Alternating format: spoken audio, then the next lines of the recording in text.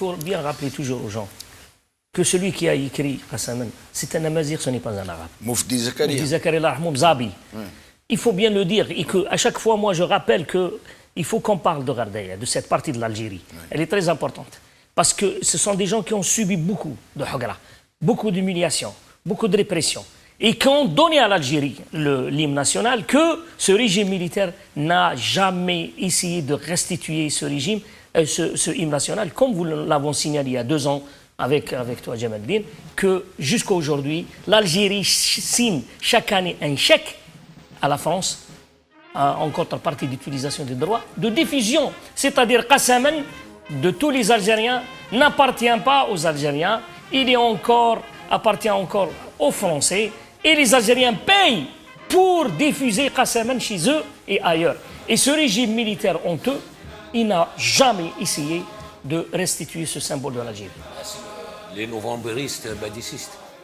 Et merci de nous l'avoir rappelé, Hussein. Mes chers amis, Qassaman, l'hymne national. L'hymne national.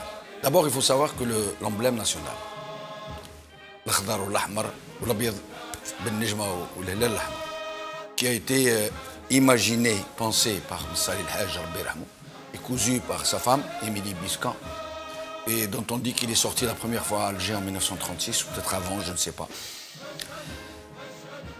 Rappelez-vous que celui qui l'a conçu est mort en exil. Met Menfi. Il était interdit du temps de Boumediene de prononcer son nom. Salih El-Hajj qu'un interdit. Ligoul Esmoir al-Habs. Moi, je m'en rappelle très bien. Et que la deuxième chose, celui qui a fait composer ce poème magnifique de Qassaman, Moufdi Zakaria, il est mort en exil aussi. En Tunisie. En Tunisie. 79. Il a été exilé, il n'a pas pu mourir dans son pays. Ce n'est qu'après qu'il a été inhumé, il y a quelques années seulement. Il faut le savoir. Et alors, sur Qassaman, cet hymne national, Qassaman, il n'appartient pas à l'Algérie. Une manip frauduleuse qui s'est passée, ils n'ont pas cherché à le protéger. Le Qassaman a été détourné par une société privée, il appartient à une société privée, qui a les droits sur Qassaman et qui est enregistré ici à Paris. Et à chaque fois qu'on passe Qassaman, même quand on le passe dans une cérémonie officielle, le président reçoit un autre président et que c'est diffusé à la télé, on paye des droits pour l'avoir diffusé.